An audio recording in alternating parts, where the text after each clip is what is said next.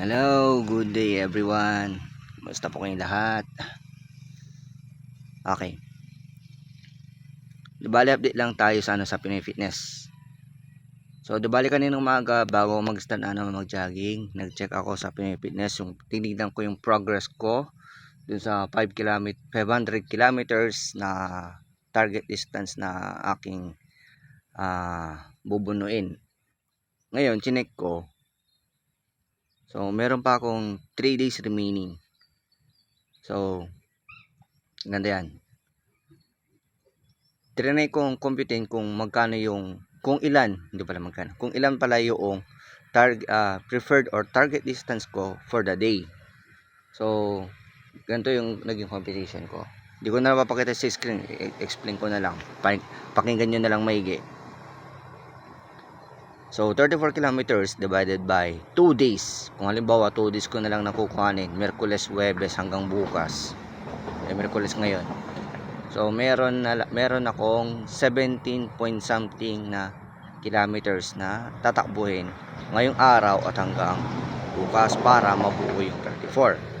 Kapag 3 araw ko naman siyang kukunin or 3 araw ko pa siyang bubunuin, Miyerkules, Huwebes, Biyernes, ay nasa 11.33 kilometers bawat araw. So Miyerkules, Huwebes hanggang Biyernes naman yun. So ganun yun. So ang tanong, bakit ko nga ba nasabi ito? Ganito kasi yan. By the day of Friday, ito yung next update Day of Friday, so mag half day duty ako sa trabaho ko. Then, pagkabalik ko, Friday ng gabi, bibiyahe ako paakyat ng Baguio. Ngayon, meron akong isang kaibigan na na nakatunog na parang akit ako ng Baguio. Pero parang ewan ko kung paano niya natunugan. So tinanong niya sa akin kung akit daw ako ng Baguio sa Friday. Tapos nagtaka siya kung bakit hindi ako magbabike. Okay, di bali ganito yung hindi ko na lang sasabihin kung paano yung naging conversation namin, pero ganito na lang kasi yan. Ilang beses na rin kasi akong umakyat ng Isabela to Benguet. Ang range kasi magmula sa bahay hanggang sa pinupuntahan ko is nasa 250 kilometers above. Pero depende pa yun kung saan yung pinaka main point of destination ko. Kasi ando doon yung range niya. Okay? Ando doon na yun. Tapos, yung 250 kilometers, ko siya? Mga 2 araw ko siyang kukunin. Bakit? Kasi kahit sabihin natin na i-bare minimum ko per day is nasa 170 or 150 to 170, pa rin yan. Dito, 2 araw pa rin akong babagsak. Tsaka ang matindi pa niyan, akyatan pa. Ay ubos tayo sa akyatan pag ganun. Pero hindi po kasi yun yung bagay na iniisip ko.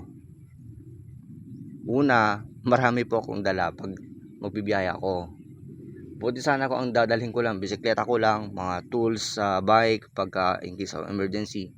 Buti sana kung yun lang yung ko, kung magbabike lang sana yung gagawin ko dun sa sa pupuntahan ko, pero hindi naman. Pero ang gagawin ko dun, meron akong sasalihan na event na sa extreme exploration. Ngayon, sorry. Ngayon, ito kung magbabike ako, so mga 2 araw yung bubunuin ko bago ako makarating doon. So kung halimbawa magbabike na sana ako bukas, sakto, halimbawa Huwebes, Biyernes, 2 days, kinaumaga ng Sabado, ando doon na ako sa sa Baguio. Sa Baguio pa lang yun pero wala pa ako sa mismo event, sa La Trinidad pa yun. Tapos pag uwi pa ako, depende kung papakualan pa ako kaagad ng kaibigan ko doon. Kung gusto pa niya akong kung gusto pa niya akong umuwi or baka di pa niya ako payagang makabalik kaagad. So, yun. So sobrang dami kong magiging absent. Eh ngayon pag nag-commit ako, madali na lang. Tsaka may mga karga din kasi ako. Eh but sana kung maglalakwatsa lang ako, magbibisikleta lang talagang purpose ko sa sa pupuntahan ko, okay lang sana. Kasi mas may handle ko yung time ko. Eh yung kasi merong particular event na akong dadaluhan. Kaya ayun. So yan lamang po yung yung update. So baka maninibago kayo sa mga sa mga darating na araw. Just at saka sa lahat po pala ng mga dadalo po sa event na yun. Kita-kits na lang po tayong lahat. And God bless po sa ating lahat.